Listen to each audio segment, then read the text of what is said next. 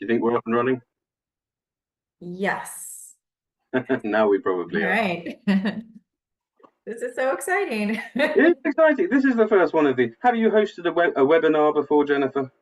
Nothing like this. Nothing like this. I'm very excited. Yeah. I too have not hosted a webinar, so apologies in advance for confusion, chaos, and all that might go We're with it. creative people though. I think we're allowed a little, chaos a little bit maybe. I don't. I think I have less leeway, Jennifer, because I'm officially an agent as well, so I'm supposed to be ruthlessly efficient and organised. Do you Any want hint of chaos, and all the clients will just abandon the ship immediately, and it will sink. That's the Well, maybe we should start then with your introduction. my introduction. Okay. Uh, Hello, I am James Catchpole. I wrote a book which I somehow don't have with me, but Jennifer has it. It looks like this, Here it is, going viral. which is a big cat book. Um, People from our side of the pond probably, well, teachers may not, but I've written a couple of picture books, one called What Happened to You and one called You're So Amazing, with Karen George. Those are both Faber. This is my first reading scheme book, and I'm a literary agent, latterly turned author, but really still a literary agent. That's probably the. And I'm an amputee. This is important, actually. We'll get on to why. Jennifer. All right. I am an artist and an advocate, really interested in advocating for people in the limb loss and limb different community. And I'm in the US in North Carolina. There you go. Exactly. And And there we I are. also am an amputee, Exactly. obviously. It seems odd to you. It's not normally how one introduces oneself, is it, Jennifer? Like at a party, you don't. Hi, I'm James, and I'm an NPC. Because No. it doesn't kind of come up in conversation unless the other person brings it up, and then it's a different sort of ball game, isn't it? But in this context, it seems to be important. Um, and also, there are people here. I'm told this thing gets recorded. Apparently there are 18 people. Good lord! Hello, the 18 people who are here, and the many more who allegedly will watch us once it's been recorded and sort of put online. If any of you want to say hello in the chat, we will say hello back. Um, and then the point is for us to talk about this book, what we done, and chat with each other about it. Is that about right, Jennifer? Yeah, yeah. I mean, it's the first time that I've worked with hello from India. It's amazing. Hello.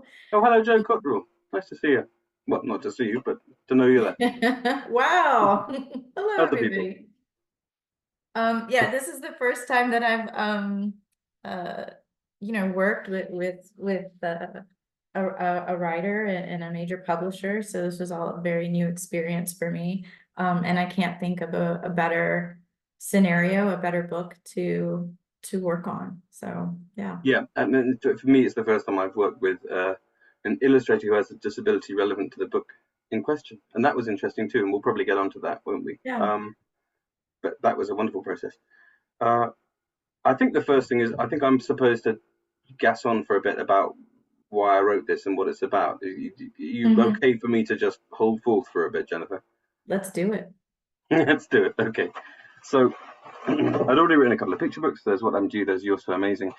But something interesting happened to me about 9, 10 years ago, which lent itself to an older sort of story. And what happened to me was I was at the park one day with my football doing a bit of keepy up on my own, probably rather wishing I was playing with somebody else. Um, when some kids, teenagers were, I noticed they were doing tricks and filming each other. And they came over and said hello, and I said hello to them. Now, I didn't think this video existed, the original video that they took in the park, but I found it just now.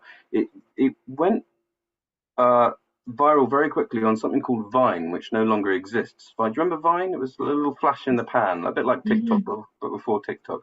Mhm. I don't know what it did wrong, why it wasn't TikTok, but um, a tiny little video went viral on Vine, and I thought I'd never see it again. I found it today, and I'm gonna try and share it.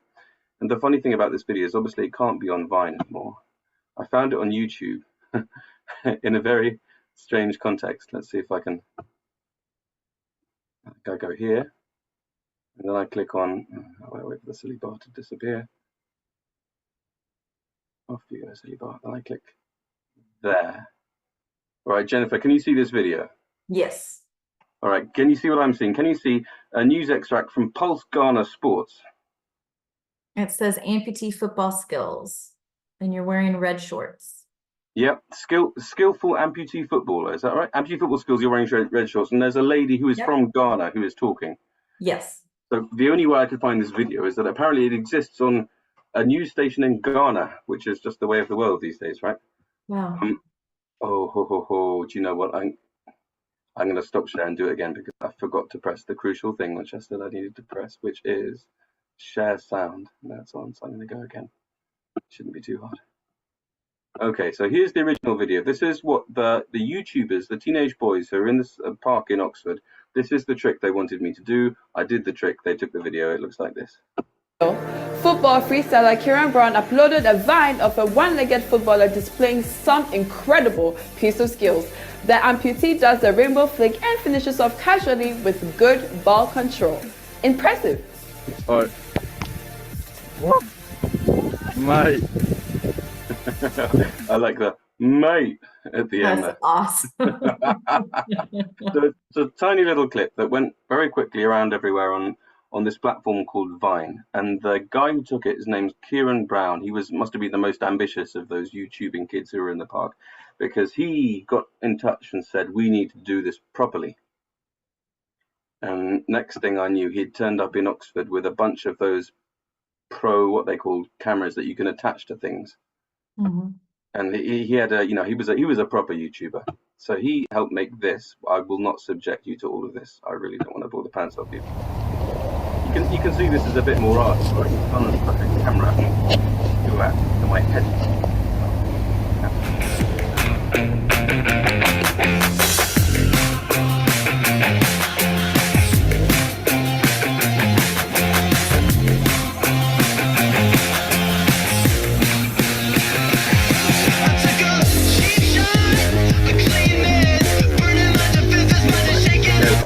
Oh no, I've got to stop it. Hold on. Come on, James.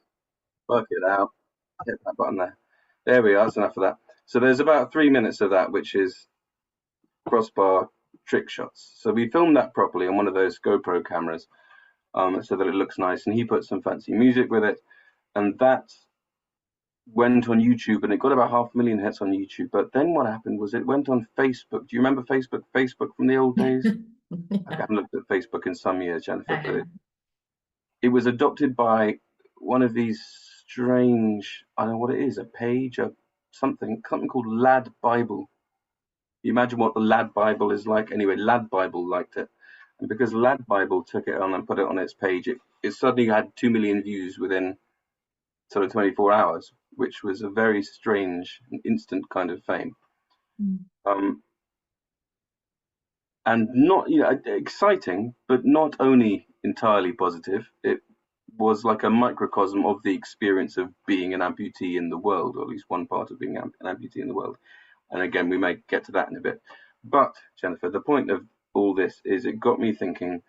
I was born in 1980. What would it be like if I was born in 2010 and had worked out that trick as a teenager, as I did, as a young teenager, and had put it online then? What if I'd sort of really anticipated and leaned into that viral thing?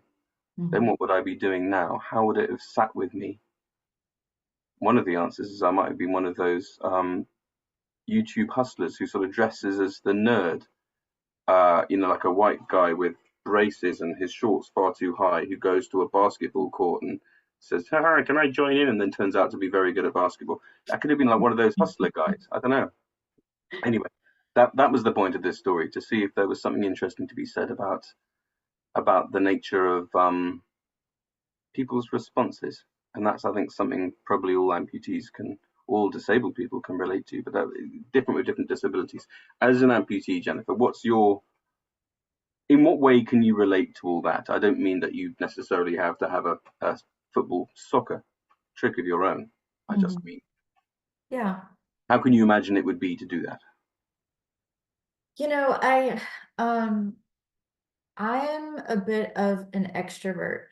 Mm. I'm an artist, I'm a musician, I play, music in front of people. So, um, I've often wondered what came first. Was I sort of an extrovert, um, that then had to deal with the attention from having a disability? Because I was born with something called proximal femoral focal deficiency, PFFD, which affects the hips and the legs. And so, I've been visually different, my whole life. So I'm used to people looking at me, and I grew up that way. And so I often wondered, well, was I just born an extrovert? Is that just my personality, or is it a way that I've kind of dealt with that attention, to take kind of control of the narrative? And so, sometimes when I would get attention when I was younger, I loved it. And I would pretend that I was a celebrity, and that's why people were looking at me.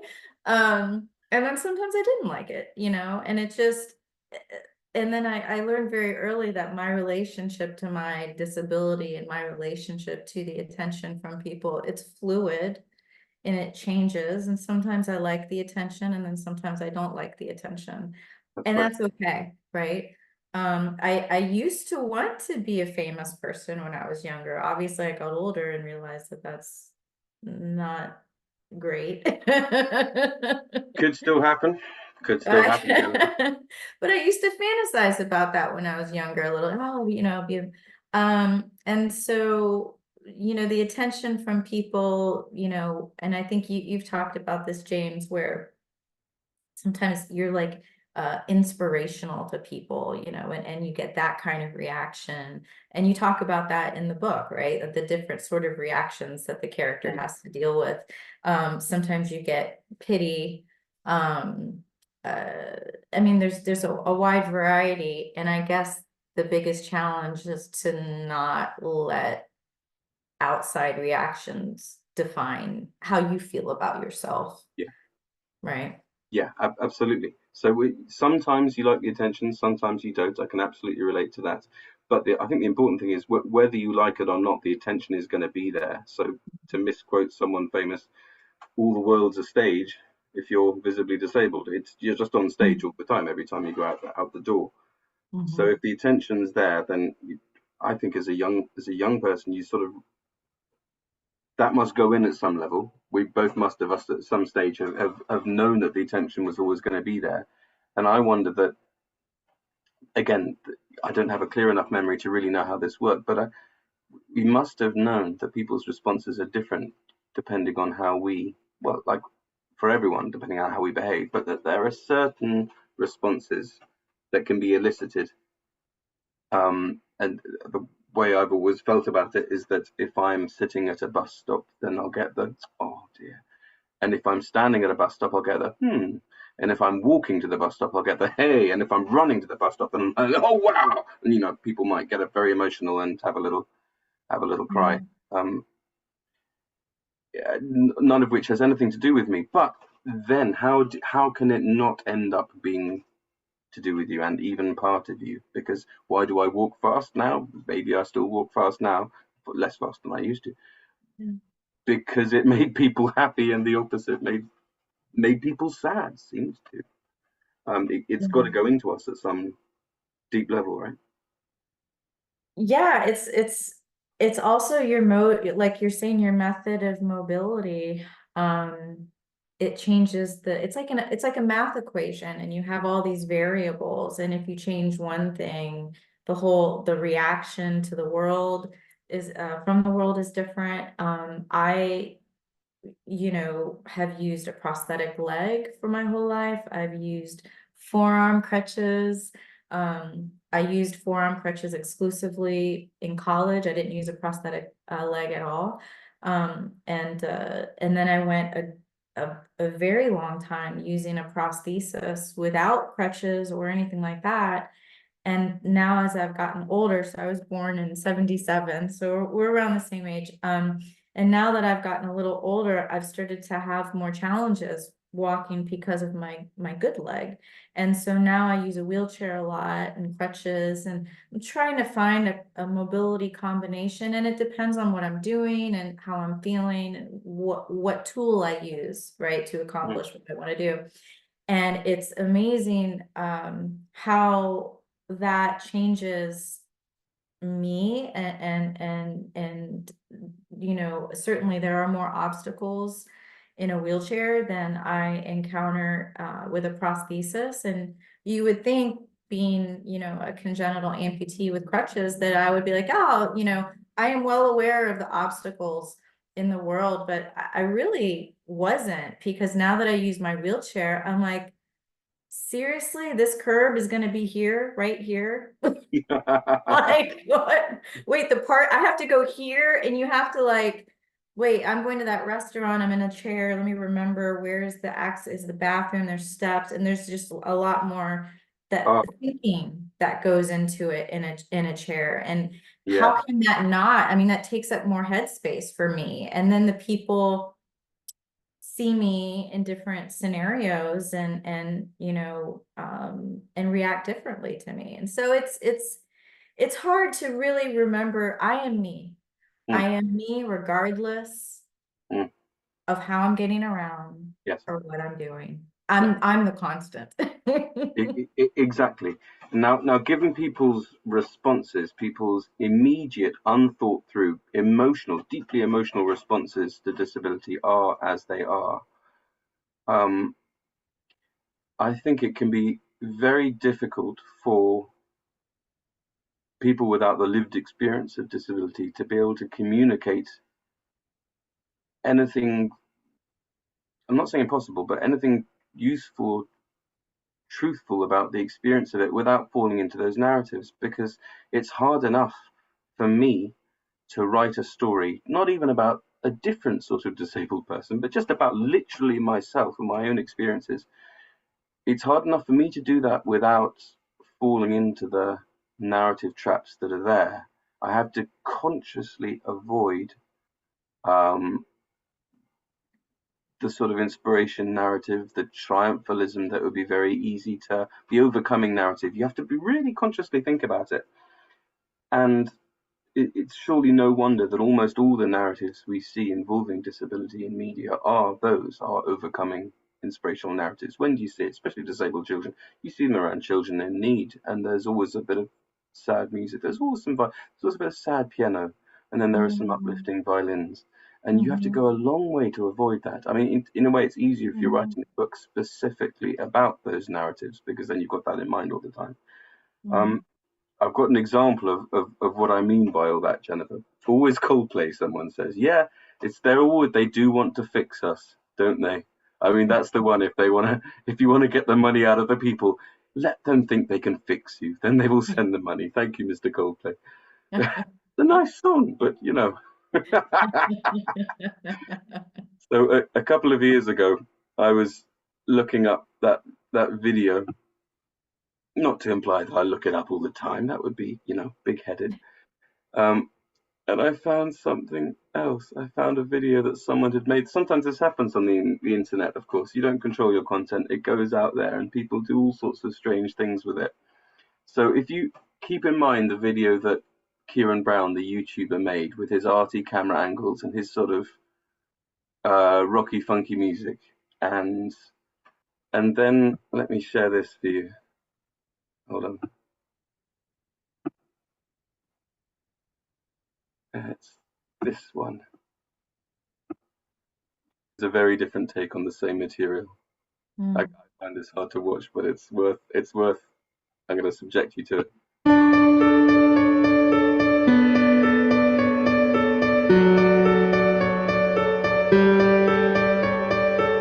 How did they know that? I didn't tell them that.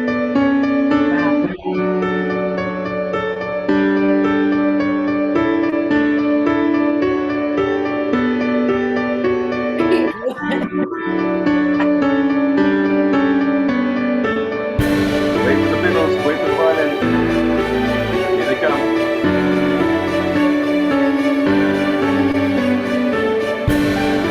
I can't watch this open now. Watch my message, watch my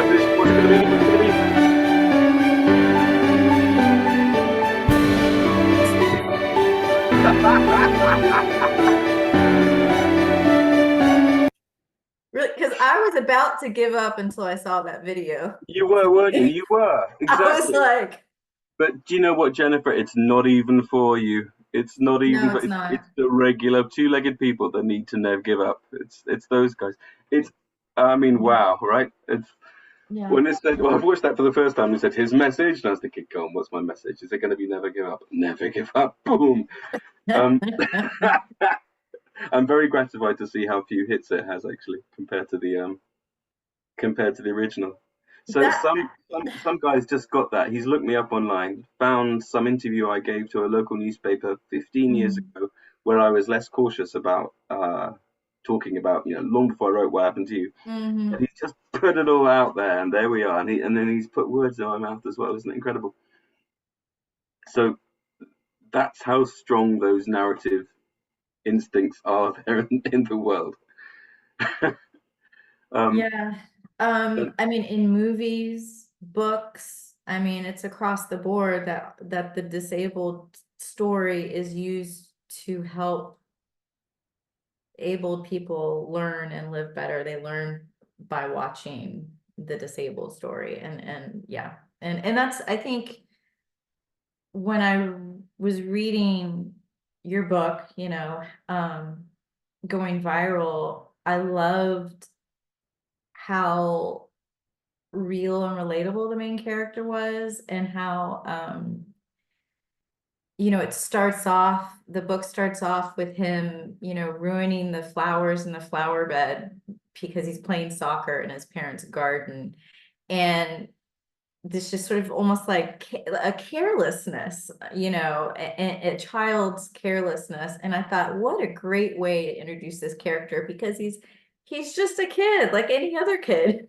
yeah, And he doesn't care that he's ruining the flowers, and no, it's he's a not complex. he's not miraculously gifted with empathy for other people. No, not at all. He's He's conflicted about his own feelings, about the attention, the uncertainty, and to be able to see all of those stages and all of those feelings in the book, I thought this clearly is written by somebody who is telling an authentic story, and you're really it's not sort of a story with a strong moral. It's just you ask interesting questions in the story. And I think when you write a story like that for kids, where you're asking, well, how does he feel about that? He doesn't know. What should he do? I think it really prompts kids to think about their own feelings, right? When you start asking questions, as you do in the book. Um, and so I think that those questions, even though it's clearly, important that the character has one leg, it's an important part of my story that I have one leg. I wouldn't say it defines me as a person, but it certainly informs who I am as a person, and is a huge factor in how I navigate this world, and how I relate to other people. But his feelings and the complexity of his feelings in the book, I think, is something that is very relatable, I think, Yeah, to anybody. it's funny that that language around we're using the phrase defined. Are you defined by your disability? Because um, uh, April or Cassie was helping run this webinar. It's a very good question to ask, actually. Mhm. But it's interesting to think that they put that question for us as one that we could sort of think about. And it's a very good question, but it made me think about the language of it, because often that's the language people reach for. Do you think of it? Are there moments where you're defined by your disability? But for me, it's I think this reflects what you're going to say. It You're neither defined by it, but you wouldn't want to say you aren't defined by it either, because it is an absolutely integral part. It's never a thing that is other, that is separate from you. It is just part of who you are, in the way that you don't need to. Are you defined by having brown hair? Are you defined by your skin color? To some extent. Mhm. Mhm. But when you're being wholly defined by it, then there's a problem, right? And it's the everyday sense of being objectified, which comes in every time you leave the house. In some way, you'll have that everyday sense of being objectified. There'll be a person who stares every time, every day. There'll be a child who blurts out, as children always will, And that is a kind of objectification. Not all different kinds of, being objectified, of being othered, are as bad as others. A child blurting out is an everyday, almost, for me at least, mostly inconsequential thing. Sometimes you're in conversation with someone in a social setting, and you realize, you start to think to yourself, oh, this person wants to talk about it, and actually they probably won't be able to leave it alone. And there's someone in a social setting, for me at the moment, somewhere I go every week, who just can't stop talking about the fact that I have one leg. Mostly the conversations consist of him apologizing for talking about it last week. But he can't leave it alone. He just, anyway. Man. So it's finding a way to talk about the experience of that without, as you said, Jennifer, giving a very sort of straight, easily graspable moral of the story, because I don't think there necessarily is for this. I think people are human and emotional and have responses, and we can't expect people to read a book, become, I can't think of a better word than woke, become woke, wake up, and suddenly just be able to let go of all their emotional responses and never be, yeah, we are human. I think what a story like this can hope to do is just to let people share in and understand what the experience is of having to deal with other people's narratives and emotions all the time. And then if that makes people a little bit more aware of what it means to vocalize those responses and to put them out there in the world, then maybe that can be helpful. But there was a review. It's hard to say this without sounding like I'm banging a drum myself, out of some awful sense of bitterness. But there was an interesting review of mine and Lucy's second picture book, You're So Amazing, Jennifer, which has some of the same themes as going viral. And Kirkus, who were lovely about the first book, said about the second one, this is, sensitively done, but they said it's not empowering because it doesn't give the child a specific way of dealing with other people's narratives and feelings. And I don't think there is one, especially not for a child as young as Joe in the picture books, who is 6 or 7. And Westbury, when these emotional responses are often from adults, you can't expect as an adult to shift other people's emotional responses to you, but you certainly can't if you're 7. So I don't think I'm proposing easy solutions here. No, and I think the assumption, so when I was little, I used to think that everybody, because I didn't know a whole lot of people with disabilities when I was little, and I always thought that people who were born with a disability or from a young age kind of shared the same feelings that I had about myself, and it wasn't until I got older and met more people where I realized, wow, some people struggle a lot more than I do. With attention. I've never been one to try to blend in, like when my prosthetic leg is like bright blue with pictures of Medusa all over it. And so that's how I choose to make it an art piece, right? And to put myself out there. And I meet a lot of people who want their devices to look incredibly realistic because they want to blend in, and trying to understand there is no one solution, and you have a right to have very complex feelings about your disability, and feelings that change maybe from day to day, or week to week, or situation to situation. And I think, if teachers are reading this book in the classroom, and let's say you have a child in the classroom with a disability and you're reading this book,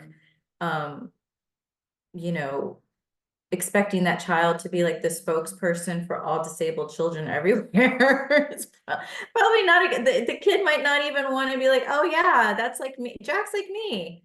That's like me. I feel like that. The The kid child might may not want not to even use acknowledge that. it at all. They may not use that word about themselves at all. The Yeah. D word is often stigmatized, right? Yep. It's. I certainly didn't use it until I met my wife when I was 24. Because she used it, so I. Yeah. I That, rarely use it. I just started using it, you honestly. just And started using it. Yeah, there we my are. feelings about it change, honestly. Mhm. I think for me, it was enormously liberating and empowering Yeah. to start using it. But I would have been resistant to it as a child because, well, Mhm. disabled people don't usually grow up in families where the parents are disabled. Some deaf people do, some people with dwarfism do, but we don't have a natural sort of inheritance of political consciousness. We come to it later generally, and we're surrounded by the terminology invented by able-bodied people normally to make them or us feel a bit more comfortable. So an awful lot Yeah. of people say differently abled or come up with these very interesting handy capable. That's my favorite one. It's so Are you funny that handy capable, Jennifer? Are you truly? I well, didn't it feel handy depends capable this if morning you when I want woke me up. to I did. if you want me to take out the garbage. No, I'm joking. No, I'm joking. It's funny that you mentioned that because when I was in college, just an interesting story, I volunteered at a deaf school in Fremont, California. And I thought that because I was learning sign language, and I thought that, my connection to the disability community tied me into, oh, let's work at a deaf school and volunteer and just Mm, explore that world. And very early on, I was like, they were like, we're a community, we're not a disability community. And so even with our own, within the different abilities that we have in our world, people have very different words that they use to mm. describe themselves. And that was new to me. I learned that when I was in college. I was like, oh, okay, community, not disabled. Got Yeah, it's it. massively heterogeneous, isn't it? The disability community is. It's the ways that the human body can be different are so enormous Yes. that there can be very little in. And what do you have in common? Someone with cerebral palsy is a visible disability. Someone who's an amputee also, but Yeah. people who have cerebral palsy often struggle Yeah. an awful lot with people presuming that they're under the influence of something. They get terrible stigma that way. We amputees, I mean, as I don't know how it is for you as a woman, Jennifer, but as Yeah. a man, my stigma is people think I'm a hero who probably gave his leg for Queen and country on some battlefield Yeah. of Iraq. That's what it was like in my Yeah. 20s. Everyone just assumed I probably got blown up in Basra, and they wanted to salute me at the bus stop. Uh, Yeah. the associations, the narratives are completely different for different kinds of disabilities. Yeah. So yes, I'm sorry, hold on one second. no, Go go on. on. I wanted to share No, I something just returned while your you're point to say yes, talking. good to make no presumptions about the children in the class who may not even identify consciously or explicitly with the idea of disability. I wanted to share this picture, if that's okay with you. Okay. Just, sort of in the story, in the illustrations, I wanted to kind of explore these different abilities. Although the story is about Jack, if you look at the character with the blue sort of sleeve on their arm, that's an artificial arm because, some of us wear prosthetic devices, some of us don't. And then the character on the left there with the striped shirt is wearing a brace on their leg. And then let me see here. Oh, well, that's me and my daughter. Hold on one second. And in this picture here, we wanted to show a big variety in genders and age, ethnicities. And the character in the middle there has a cochlear implant. So, I wanted to kind of just explore all these little these worlds, and we were working on the character with the wheelchair, Yep. showing a mother with a child, because I think myself as a mother, Mm. differently abled with a disability, when I was little, I very rarely saw mothers, pregnant people with disabilities. And so I wanted to show that as well. So it was really great too, working with James, because we looked at the wheelchair and we're like, oh, well, let's make the seat a little bit long. Actually, that's not, and it was funny because even though I use a wheelchair, we were kind of looking at the wheelchair to make sure it was, as realistic as possible. And I drew her having spina bifida, and you can, knowing that, perhaps somebody with spina bifida would look at that picture and like, oh, that's kind of like my legs are in the wheelchair, And so I think that was something really important as I was drawing these pictures, to kind of, show a variety in abilities and mobilities. Such is my narcissism, Jennifer, that I never even noticed. Well, that was the point. That's the I know, point. obviously we talked about the woman who's using the wheelchair, but I'd never noticed that you've got a leg brace and a cochlear implant here and an artificial arm. I never noticed that. Wow. I'll stop sharing now. But Oh, that's good. I was thrilled to be plucked from the world. I'd been drawing for a long time. That's always what I've done. I've always been an artist. I've always wanted to be just an artist, and I've done self-publishing and put stuff out there in the world, and I got an email saying, hey, you draw a lot of characters with limb differences. Would you be interested in being part of this book? And I thought it was someone scamming me at first. Honestly, I did, but it was real. Anyway, I think we're ready for the Q&A. We're almost ready for the Q&A. Jennifer, would it be easy for you to put up one of the pictures of Joe doing his trick? Because I think that, I don't know how easy it is for you to do that. I don't know if you've got that ready, or if it's hard.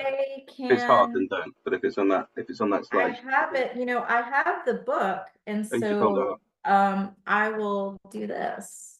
Because this is what made the process so wonderfully easy for me. Jennifer is a forearm crutch user. There was no conversation that needed to be had about the physicality of doing that trick. I mean, you had the video to work from, but it wasn't. That's not enough on itself. That's drawn by someone who knows how to get around on a pair of forearm crutches. I was so this is something, yeah, like just yeah.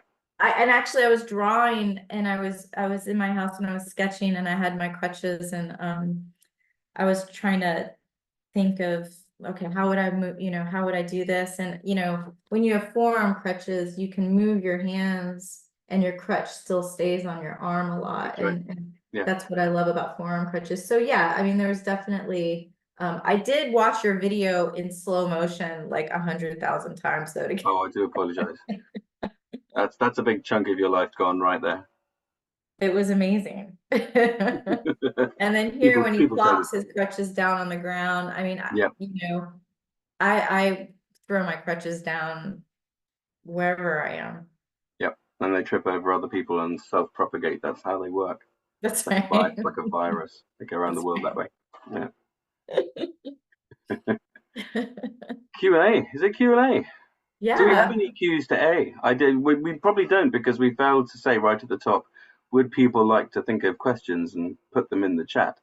Let's see. Oh, Sam Bowen has a question. Hello, Sam Bowen says, what differences do you feel writing for disabled children what differences do you feel writing for disabled children as opposed? Representation is subjective, but also so is levels of access. Oh, I see. Okay, let me try again. What differences do you feel writing for disabled children? Opposed. Oh, for children. Oh, I see what you're saying. Like writing a book that's specifically for children with disabilities rather than about children. Okay, I think right. Okay, yes. James, do you want to tackle that one? I mean, I have sure. So when I started with What Happened to You,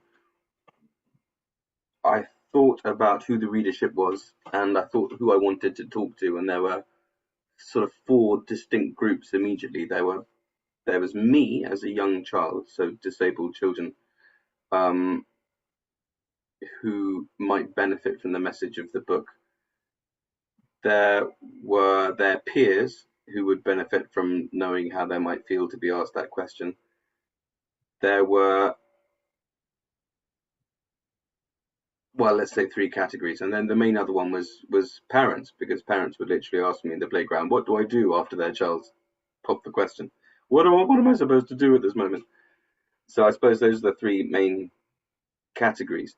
But without the first one, without the knowledge that you're writing for a disabled child, I think you probably go off the rails quite soon, because you start to, I imagine you start to write the disabled child as other, because you're explaining them to a non-disabled audience in your head. You're saying, here's the little boy who uses crutches to get around. And the moment you start with that readership in your head, then there's a degree of distance that comes up. And I think that if you can do it, you need to write first and foremost, imagine that disabled reader in mind, and then tailor the story in such a way that hopefully it will speak to lots of people. So I went and read it in the first picture book, in reception class the other day. My daughter's 5, and her friend came to me a few days later and said she'd been thinking about it because she has a scar on her forehead from falling over, like 5-year-old children often do. And it's so, if you do get it right, then hopefully the meaning will go out far beyond just the literal one-legged child you have in your head. It'll go much wider. But I think you need to have the disabled child as a starting point, so as not to end up othering and distancing. That makes sense, Jenna? Yeah, I do. I agree. I think I've worked, done a couple of different stories on my own, illustrated some work, and I have done a couple of pieces where my audience is not necessarily, a member of the disability community. I've tried to create medical education material that's actually fun to look at, because being in the medical world, patient education information is very sterile and not fun. So trying to combine education and information with fiction and fun and fantasy through illustrations is something that I try to do.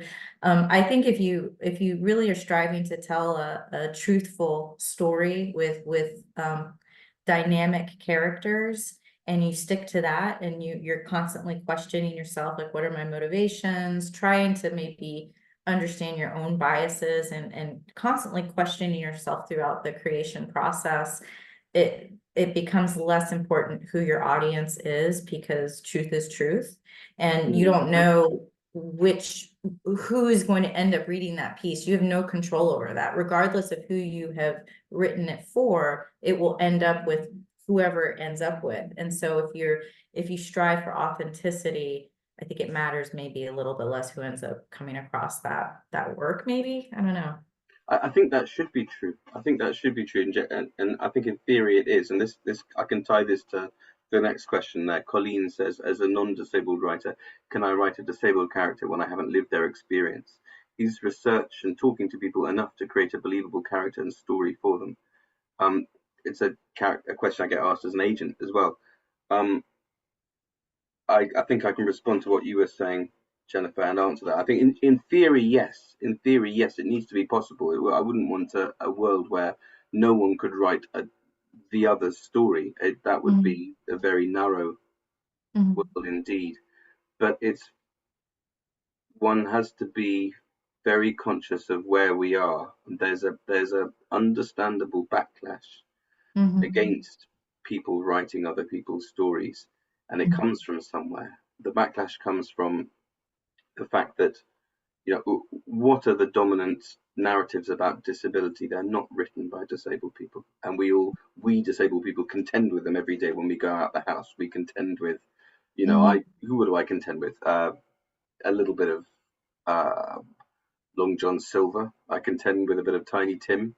Maybe Lieutenant Dan from Forrest Gump might be in there as well. Oh my gosh, don't get me started on that scene. They're all in there in people's responses in some way. So Yeah. we contend with that all the time. And that disability especially has been used as a literary device to evoke, to incite, I should say, emotions, to provoke emotions, and to get characters from A to B, and to make us laugh and cry and recoil in horror, Richard III. Since the dawn of time, for thousands of years, since storytelling has been around. So with all that weight on one side of the equation, you can understand the resistance that disabled people have to someone else coming along, even if they do the research. Now, what's the most popular, the biggest, most dominant disability narrative out there is Wonder by R.J. Palacio, which is a brilliantly written book, and people with facial disfigurements have said good things and bad things about it that I've read. And at first, I've read people saying, goodness, this is wonderful, I can see myself in here. And then I've read reviews, often by the same people, who a few years later have said, I don't quite feel right about it now, like I did before. And there's a value to that book. My God, it's popular and it's powerful and it's in schools everywhere. And for my money, it's brilliantly observed to start off with, and then by the end, that kid is Tiny Tim. He gets a medal for being disabled at the end, and everyone claps. She's not someone, I think, who did much research at all. I think she just wrote it out of her head. She saw a child with a facial disfigurement one day and just imagined how it would be. And such is her skill that she did a brilliant job for a lot of the book and made a lot of people believe in it. But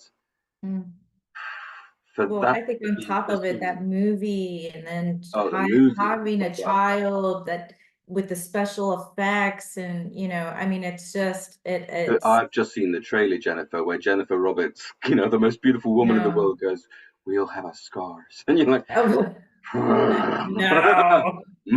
I think also as a creative person for writers and artists, it also comes down to what's your objective. Like you know, uh, what are you trying to create and why are you trying to create it? And I think when you start asking those questions, you start to want to create something that you have a very personal connection to, perhaps, because you really challenge yourself. And I think you can understand whatever you're writing about in a very complex, rich way. And so I also think with AI, generative content and AI illustrations that are starting to happen now, I think the relationship between the creator and the story of the creator and how the creator relates to the creative piece is going to become way more important in the future of creative works, because computers are creating art, which is terrifying as a creative person, right? Because this is what we wow, do. So I think, your relationship to the character, your personal relationship to the character, why you're creating the piece, who you are as a creative person, I think is going to become more important. So people will probably, want to create things that are way more personal, to them. yeah, that's a very interesting thought, Jen. That hadn't occurred to me, but you're probably right that will only reinforce this trend. I can try and imagine a time a few years down the road where there's sort of a very intense backlash against people writing other people's stories have subsided a bit, and people are more free to write the other. And that it's a nice thought were that possible. I just when if as an author you don't have a disability but you want very badly to write a disabled character, I think it's yes, lots of research. B, be prepared to be criticized if you get it wrong at all and justifiably. And C, do ask yourself why, because so many bad books have been written with good intentions. So many all the time. They continue to be written, bad books with good intentions, out there doing harm in the world by very good, reputable authors. So just really think it through. Jaleel asks, do you feel there's sometimes a pressure to get the right narrative shown in a book through words and illustration so that no one feels upset or offended? Yes, of course. and the fear of getting it wrong and the fear of the Twitter mob, and which can of course be brutal, is genuine, but it mustn't be allowed to be the starting point. And everything I've just said may convince you that it's inevitable, but that's no. You can't write your story for fear of with fear of offending people in mind. It's what you said, Jennifer, about the authenticity of characters. If you put that first and you write what you're going to write, and then after that you might want to have people read it. You might want to have people who can give you good, honest, and insightful feedback to read it after you've done it. Then do have them read it, but don't allow the fear to inhibit you when, in the initial creative impulse, there has to be sort of the authenticity of character first and foremost. It's a very long sentence. Did it make sense? You know, Jennifer. Yeah, absolutely. I think also there are some tough feelings when it comes, to creating a character, especially if we're going to be talking about a character with a disability. And, sometimes you feel this pressure to only like have a very like positive character who's happy all the time, who's in, and some people, don't want to talk about the sad moments or the dark feelings or these challenging tough things, that life is tough sometimes. And if we don't talk about the tough moments, right, then people feel alone and isolated when they are experiencing a tough moment. And so, there's pressure, I think, to tell these really uplifting stories that are hopeful. And sometimes you have to share those difficult moments, and people might not want to read them, but if it's coming from a place of well, I've felt that, right, and I want to write about it. And if you stay true to that, and you keep asking yourself questions, why do I want to write about it? I think we'll be able to tell, more diverse stories, and sometimes there are stories that will make people feel uncomfortable. Yeah. But those stories need to be written too. Yeah. Being made to feel uncomfortable can be a useful thing. Yeah. Jonathan Bruff says, but how will society move on from disability being little more than a literary device, Tiny Tim, Long John Silver, if we don't create new narratives which celebrate diversity in all its forms, albeit, of course, with extreme caution over sacrificing representation on the altar of tokenism? How will we move on? How we move on from it if we don't celebrate diversity? Sure. I mean, depends what you mean by celebrate diversity, doesn't it? If by celebrate diversity you mean find and try to lift up and give a platform for voices with new stories to tell who we haven't heard from before, if that's celebrating diversity, then I think that's also how we try and move beyond those narratives.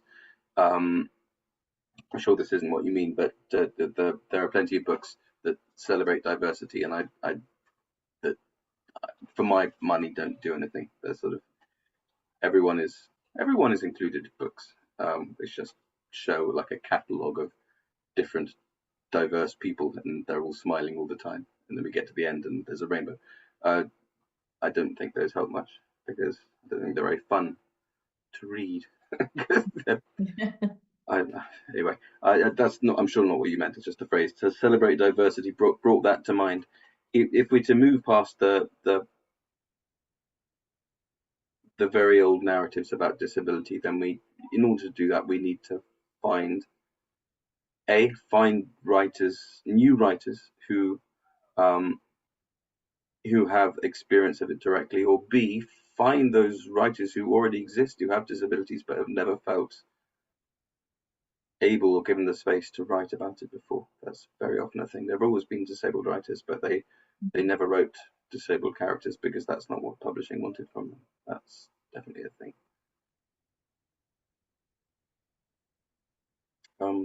Yeah, and I think that's kind of what Big Cat did with this series is try to lift up, you know, writers and illustrators with lived experience. And I mean, what an outcome, you know. I think this is definitely a Yeah, it is. movement towards that Yeah, it direction. is. It's lovely to think of these books going into schools and just being part of something as mainstream as a reading scheme. Yeah. They're not flagged up as being diverse. They're just books on a reading scheme. Yes. That's a nice thought, isn't it? That they're just going in there under the radar. Mhm. Um, Either that's write in a beautiful. style directly to the reader. I think that's for you, James. Do you write in a style directly to the reader? So, yeah, not sure if that's first person. So, not as in a story following a disabled character, but directly to the disabled reader.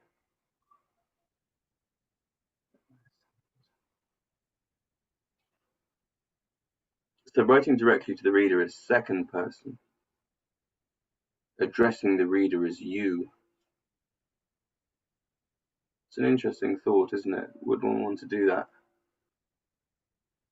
There is always a danger that the more niche you go, the more you narrow your story to speak directly to Mhm.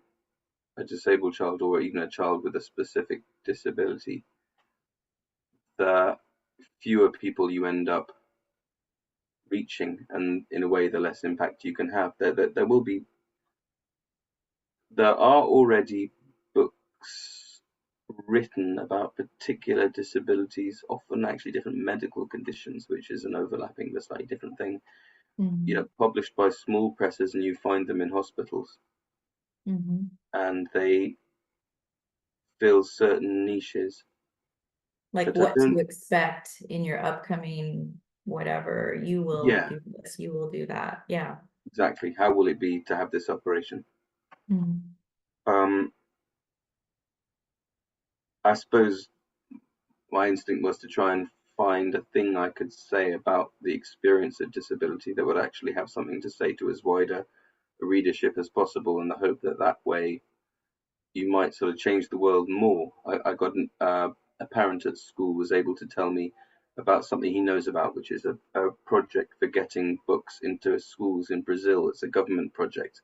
And because What Happened to You, my first picture book, had gone onto that project via its Brazilian publisher, I now know that up the maximum number of children that might have read it is 50 million children, because that's how many kids this program reaches. I'm sure it can't be actually that number, but that's a remarkable number. And it's if that has happened, then it's happened because the book says something that has a sufficiently universal message around privacy and protecting one's own boundaries, that it's of interest to as many children as possible, and it has a bum gag. It has a bottom joke, which is very important for reaching as many people as you possibly can. I'm sorry, Jennifer, I forgot to put a bum gag in this. I felt it was probably too serious. It needed to be a reading scheme book, so we couldn't have bottom jokes. Oh, Mm. I think too, when you're writing directly to, I think we're actually short on time here. When you're writing directly to a person like you, I think there's a little bit of a presumption that you're making to, you know what I mean? Like you're presuming that the reader is agreeing with what you're saying or should be doing what you're saying, and it rather than talking about a character, I think you don't really risk that because your character Jack isn't representative of all disabled characters. And I think that's the beauty in just writing about these characters is you're not presuming that the reader feels the same way. And I think that Yeah, that's maybe a trap you can fall into when yeah. you're You tell a story, and then trying people are to, allowed to respond to it as they will, yeah. rather than sort of telling people how to respond. Yeah, I think that's probably right. Yeah. Hmm. Probably almost out of time, aren't we, Jennifer? I know. I feel like I could talk about this forever. It's been fun. I don't know what we do now. No one's told us how to end this webinar. Maybe Do you it reckon it does just go ends on on its own? forever. Do you think This it'll is just the end rest on of its our own? lives. This could be it. This is it. Thank you for coming, people who came. Thank you for asking questions. It was lovely to have questions for us to answer. And thank you for future people who discover it online. Yeah. Thank you, James, for writing the book, and HarperCollins putting it together. Pleasure. All right. Okay. Bye-bye. I guess we hit leave, right? I guess we leave. Who's gonna leave first? I'm Oh leaving. no. She's gonna end the webinar. It will just happen. Oh, okay. All right.